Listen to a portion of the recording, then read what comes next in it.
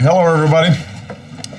I just received a full briefing from our emergency response teams, including FEMA and agencies that are going to be helpful in the response and recovery efforts, the Department of Energy, the Department of Transportation, the Department of Health, Homeland Security, and the Department of Health and Human Services. Obviously, everybody is aware at this point that this is going to be a big and powerful storm.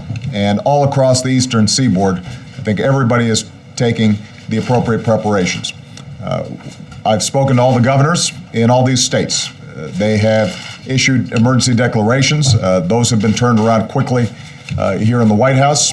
We have pre-positioned assets so that FEMA personnel are working closely with state and local governments. We're making sure that food and water and emergency generation is available for those communities that are going to be hardest hit. We anticipate that the center of the storm is going to hit landfall sometime this evening.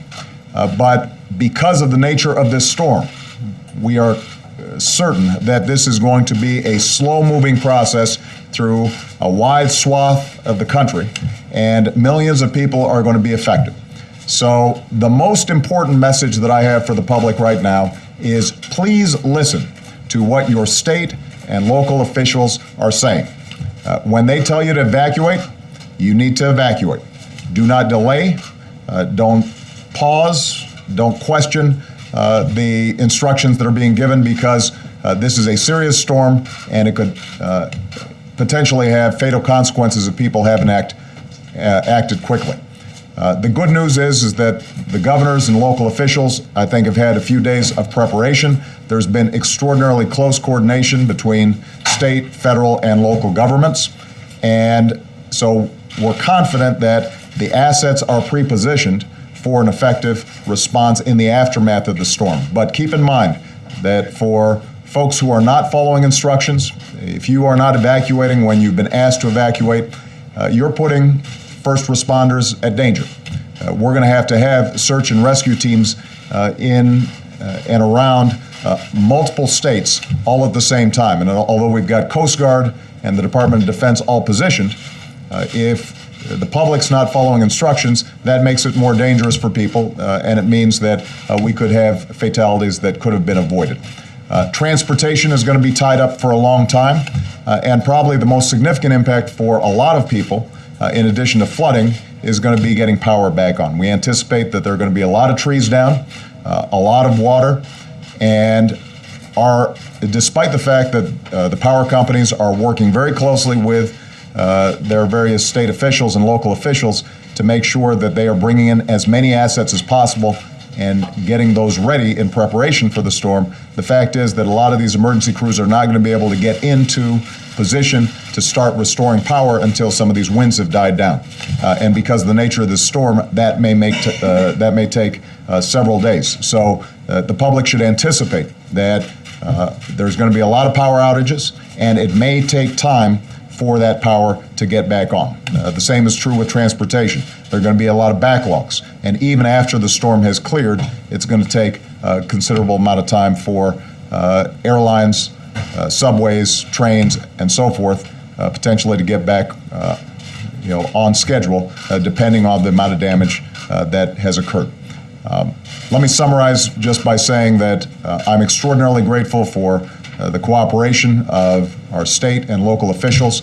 The conversations that I've had with all the governors indicate that at this point there are no unmet needs. I think everybody is taking this very seriously. We've got pre-positioned all the resources that we need, but right now the key is to make sure that the public is following instructions. For those of you who still need additional information about how to respond, you can go to ready.gov. That's ready.gov, and that website should provide you with all the information that your family needs in terms of how you can prepare for this storm. Our thoughts and prayers go out to all the people who are potentially affected. We are extraordinarily grateful for our first responders because they're going to be working 24/7 around the clock nonstop.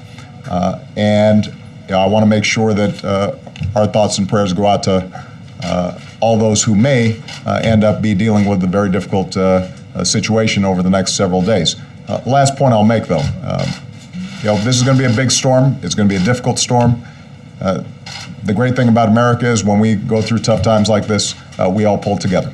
We look out for our friends, we look out for our neighbors, and we set aside whatever issues we may have otherwise to make sure that we respond appropriately and with swiftness, and that's exactly what I anticipate is going to happen here. So I want to thank all the federal teams, state and local teams that are in place.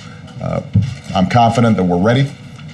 But I think the public needs to prepare for the fact that this is going to take a long time for us to clean up. The good news is we will clean up and we will get through this. What about the impact on the election, sir?